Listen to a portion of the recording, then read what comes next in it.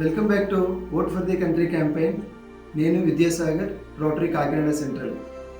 Rotary చేస్తున్న vote for the country క్యాంపెయిన్లో భాగంగా ఈరోజు మనతో మాట్లాడడానికి ఉన్నారు సిద్ధాంతి గారు, అదేవిధంగా సీనియర్ జర్నలిస్ట్ అయిన డాక్టర్ సరిపెల్ల శ్రీరామచంద్రమూర్తి గారు. ఆయన మాటల్లో తెలుసుకుందాం, అందరూ ఓటు ఎందుకు వేయాలి, ఆ ఓటు విలువ ఏంటి. నమస్తే సిద్ధాంతి గారు. ఓటు హక్కుని 100కి 100 వినియోగించుకోవడం వలన ప్రజాస్వామ్యానికి మనం గట్టి పునాదిని ఏర్పరిచినట్టు అవుతుంది. ప్రజాస్వామ్యం ఎప్పుడైతే బలంగా ఉందో మన వాదన వినిపించడానికి చట్టసభల్లో నాణ్యతమైన వ్యక్తులు తయారయ్యి అక్కడ మన ప్రతినిధులుగా వాళ్ళు వెళ్ళి మన సమస్యల మీద వారు పోరాటం చేసే చక్కటి అదృష్ట భాగ్యం మనకు కలుగుతుంది.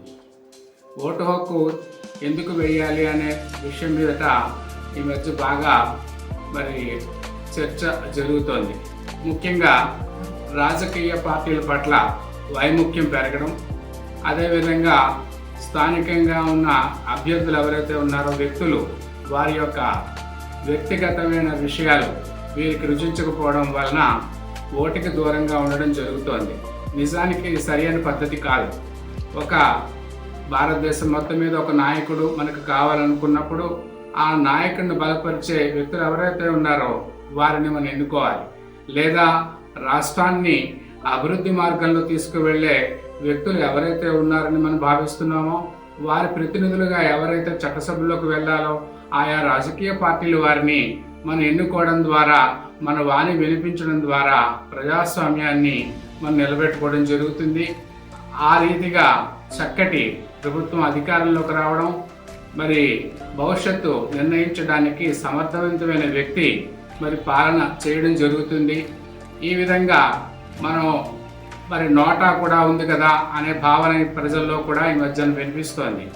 ఈ నోటా అన్నది ఏ అభ్యర్థిని కూడా ఇష్టపడినప్పుడు, ఏ రాజకీయ పార్టీని మనం సమర్థించలేనప్పుడు, మనకి అన్ని విషయాల్లోనూ కూడా సరియైన సంతృప్తి లేనప్పుడు నోటా నొక్కచ్చు కదా, నోటా వేయచ్చు కదా అనే విషయాన్ని ప్రజాస్వామ్యంలో కూడా ఒక దారి చూపించడం జరిగింది. దీనికి అర్థం ఏంటంటే ఓటు వేసి తీరాలి. ఎందుకంటే హక్కులు బాధ్యతలు రాజ్యాంగం మనకు ప్రసాదించిన విషయాలు. మన బాధ్యత ఓటు వేయడం అన్నది అప్పుడు హక్కు మనకి నైతికంగా మనకి ఉన్నట్టు లెక్క. ఆ పరిస్థితి రీతిగా మన నోటా కూడా ఒక మార్గాన్ని చూపించారు.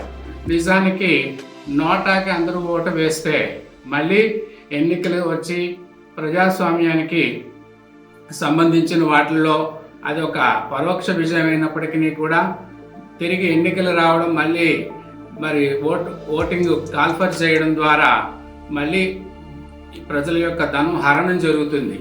కాబట్టి ఉన్న వాళ్ళలో మెరుగైన వ్యక్తులు లేదా మెరుగైన రాజకీయ పార్టీలని మనం ఎన్నుకోవడం ద్వారా ప్రజాస్వామ్యానికి మనం ఓటు ద్వారా మన బలం చేకూర్చాలని చెప్పి మీ అందరికీ తెలియజేస్తున్నాను. అది విన్నారు కదా సార్ మాటల్లో. ఓటు అనేది అందరూ వేయాల్సిన బాధ్యత అయితే ఎంతైనా ఉంది.